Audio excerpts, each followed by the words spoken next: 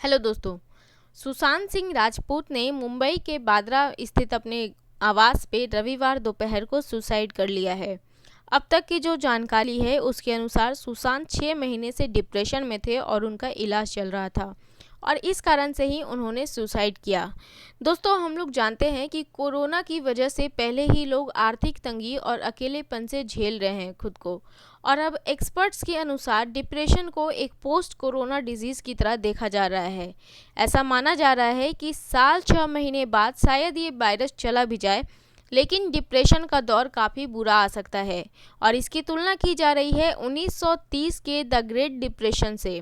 ऐसा माना जा रहा है कि इस बार का डिप्रेशन और भी ज़्यादा खतरनाक होने वाला है। तो आइए जानते हैं कि डिप्रेशन क्या है और इससे दिमाग में क्या बदलाव आते हैं।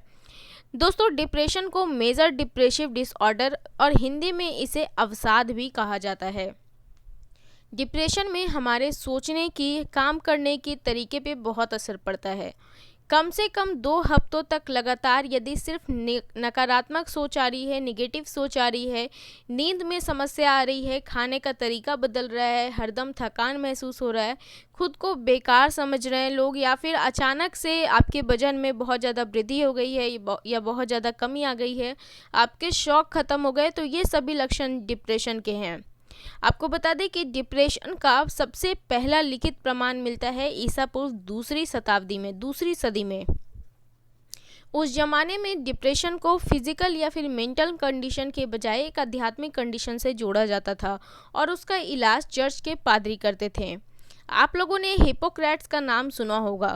हिपोक्रेट्स ही वो पहले इंसान थे जिन्होंने डिप्रेशन को एक बीमारी की तरह देखा था।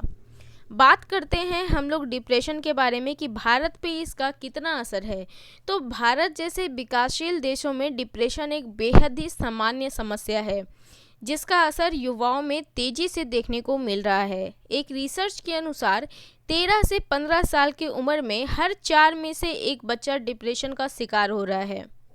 और यदि हम रिपोर्ट्स की बात करें पूरे वर्ल्ड में, तो इंडिया में सबसे ज़्यादा डिप्रेशन है और बहुत ज़्यादा लोग हैं इंडिया में जो डिप्रेशन की वजह से उनकी मृत्यु हो रही है। अब देखिए, डिप्रेशन के कौन कौन से कारण हो सकते हैं।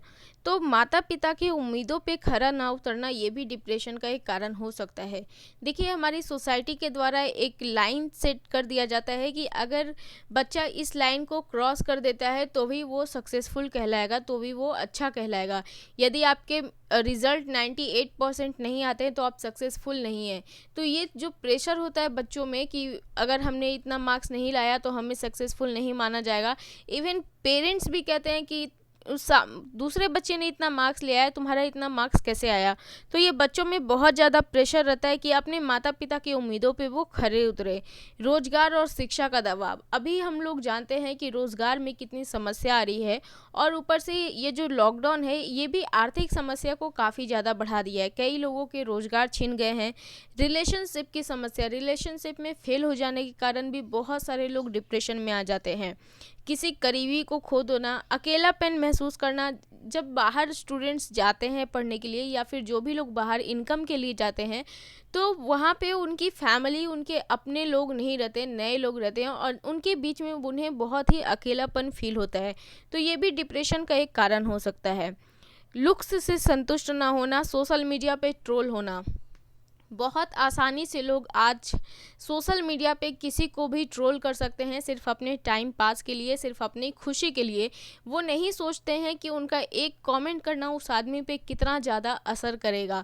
आप जिस तरीके से कमेंट करते हैं उसी तरह से लाखों लोग कमेंट करते हैं और सब यही सोचता है कि सिर्फ मैंने तो किया, इससे क्या होगा। लेकिन एक एक मिल करके उसके पास जो उतना सारा निगेटिविटी जाता है, उसको ट्रोल किया जाता है, तो सोचिए कितना बुरा लगता है। और ये भी बहुत बड़ा कारण है आज सोशल मीडिया पे किसी को ट्रोल करना। कमज़ोर आत्मविश्वास, बहुत सारे लोग होते हैं जो दूसरे के आत्मविश्वास को कमज़ोर कर देते हैं, डायरेक्टली इनडायरेक्टली। अब देखिए, आप सोशल मीडिया पे जब किसी को ट्रोल करते हैं तो आप इनडायरेक्टली उसके आत्मविश्वास को कितना कमज़ोर कर देते हैं और कैसे आप उसे डिप्रेशन की तरफ ढकेल देते हैं। तो देखिए, ये सभी हैं डिप्रेशन के कारण। अब इसके कौन कौन से लक्षण होते हैं जिससे आपको पता चले कि कोई व्यक्ति डिप्रेशन में है। तो देखिए, मूड संबंधी डिप्रेशन, तो यदि कोई व्यक्ति डिप्रेशन में है तो उसमें बहुत सारे लक्षण देखने को मिलेंगे, जैसे उसका गुस्सा, उसका चिड़चिड़ाहटपन, उसकी चिंता, उसकी बेचैनी, बहुत ज़्यादा बेचैन रहेगा, बहुत ज़्यादा चिड़चिड़ा रहेगा, इमोशनली बहुत ज़्यादा उदास रहेगा, निराश रहेगा, ऐसा फील करेगा कि जैसे अब वो कुछ है ही नहीं, बिल्कुल बर्बाद हो चुका है, बिल्कुल खाली हो चुका है। बिहेवियर्स में उसे कौन कौन से चेंजेस आएंगे, तो जो काम करने से उसे बहुत खुशी मिलती थी, वो बहुत इनर्जेटिक हो जाता था, उसी काम को करने से अब उसे खुशी नहीं मिलती है, किसी काम में मन नहीं लगता है, अचानक से बहुत ज़्यादा थक जाता है, आत्महत्या के भी विचार आते हैं, बहुत ज़्यादा शराब पीने लगता है, ड्रग्स लेने लगता है। तो देखिए, जो डिप्रेशन में जो लोग शराब का सहायता लेते हैं या फिर ड्रग्स ड्रग्स का सहायता लेते हैं, वो बहुत ही कम समय के लिए आपका दिमाग को डाइवर्ट कर पाता है, वापस आप उसी सिचुएशन में आ जाते हैं, या फिर आपका सिचुएशन पहले से और ज़्यादा बुरा हो जाता है। आप किसी चीज़ में अपने ध्यान को केंद्रित नहीं कर पाते हैं, कंसंट्रेट नहीं कर पाते हैं, किसी भी काम को करने में आपको बहुत मुश्किल आती है। आप बातचीत के दौरान किसी से भी बहुत खोए खोए रहते हैं, जल्दी से जवाब नहीं देते। नींद से आपकी जुड़ी बहुत सारी समस्याएं लक्षण में देखे जाते हैं, जैसे कि बहुत कम नींद आना, या फिर नींद ही ना आना, या फिर बहुत ज़्यादा नींद आना। तो नींद से जुड़े भी बहुत सारे लक्षण आपको दिखाई देते हैं डिप्रेशन में। फिजिकली आपको बहुत ज़्यादा थकान होता है, बहुत ज़्यादा दर्द महसूस होता है, सिर दर्द, पाचन में समस्या, तो ये सभी लक्षण दिखते हैं डिप्रेशन में। अब देखिए, इस डिप्रेशन में क्यों ऐसा ख्याल आता है कि आपको आत्महत्या कर लेना चाहिए, आप बहुत नकारे हो गए हैं, आपका अब कोई वैल्यू नहीं है, आप क्यों इतना सन्नाटा हो जाते हैं कि बातचीत के दौरान आप देर से जवाब देते हैं, आपको किसी काम को करने में बहुत मुश्किल आती है, बहुत जल्दी थक जाते हैं, नींद नहीं आती है। तो ये सभी कारण डिप्रेशन में ऐसा क्यों होता है, तो देखिए, इसके बहुत ही अहम कारण है कि जब कोई व्यक्ति डिप्रेशन में आता है तो उसके दिमाग के 3 हिस्से पे बहुत असर होता है। पहला हिस्सा है हिपोकैम्पस, दूसरा है एमिगडेला, और तीसरा है प्रीफ्रंटल कॉर्टेक्स। और ये तीनों ही हिस्से आपके लिए या किसी भी इंसान के लिए बहुत अहम होते हैं, उसके याददाश्त को बनाए रखने के लिए, उसके निर्णय लेने की क्षमता को बनाए रखने के लिए, उसके भावनाओं को कंट्रोल करने के लिए। आप देखिएगा, आपके लाइफ से जुड़े जितने भी आपके डिसीजंस है वो सभी इसी पे डिपेंड होते हैं कि आप में निर्णय लेने की क्षमता कितनी ज़्यादा है, आप कितना अपनी भावनाओं को कंट्रोल रख सकते हैं, आपका याददाश्त कितना है। तो कोई भी व्यक्ति जब डिप्रेशन में जाता है तो उसके दिमाग में आता है सुसाइड कर लूँ, या फिर मैं बर्थलेस हूँ, मेरा कोई यूज़ नहीं है, निकम्मा हूँ, तो बहुत सारे उसके दिमाग में ऐसे ऐसे थाट्स आते हैं, क्योंकि वो निर्णय लेने की क्षमता में नहीं रहता है, उसके अपनी भावनाओं पे उसका कंट्रोल नहीं रहता है।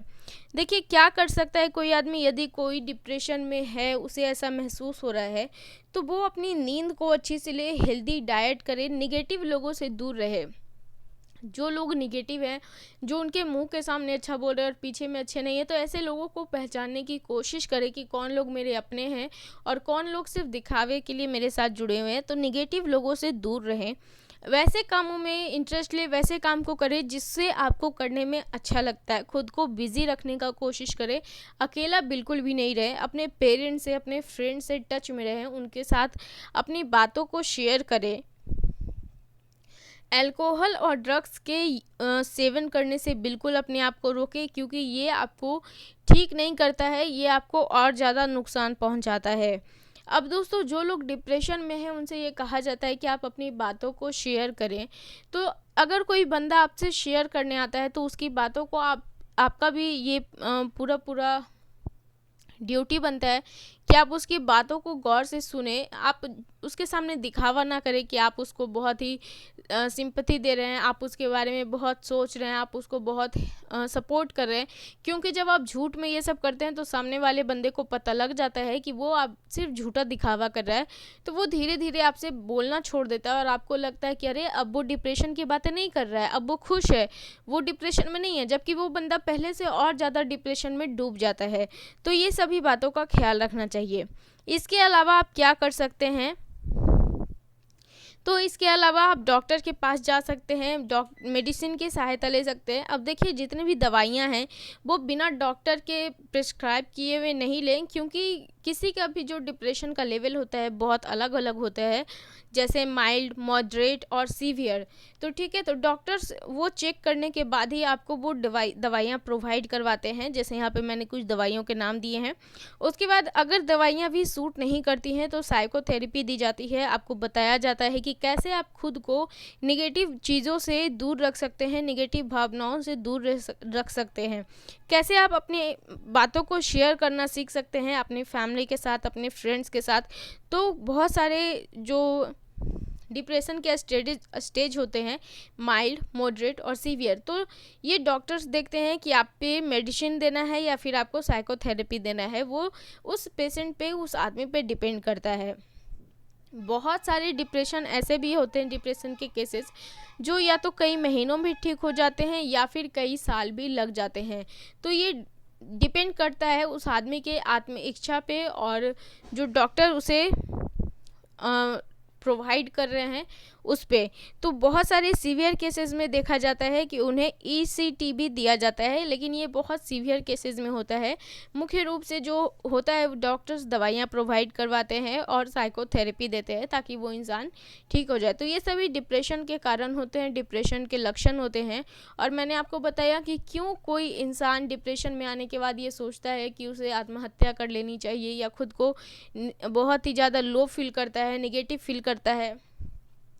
तो मैंने आपको बताया कि दिमाग के जिस हिस्से पे असर होता है वही मुख्य रूप से किसी भी इंसान के लिए बहुत ज़्यादा सपोर्टिव होता है, जैसे निर्णय लेने की क्षमता, भावनाओं पे कंट्रोल रखना, याददाश्त को बनाए रखना।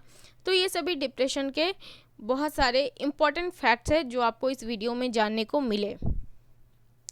तो दोस्तों, यदि आपको ये वीडियो पसंद आया हो तो प्लीज़ इसे लाइक करें और हमारे चैनल को सब्सक्राइब करें। Thank you so much. कोशिश करें कि इसे शेयर करें ताकि जो लोग शायद आपको पता ना हो, जो लोग इस चीज़ से जूझ रहे हों, उन्हें कुछ हेल्प मिले और उनमें ये थोड़ी सी हिम्मत आए कि वो अपनी फैमिली से बात करें, अपने फ्रेंड से बात करें या फिर डॉक्टर्स के पास जाएं। Thank you so much.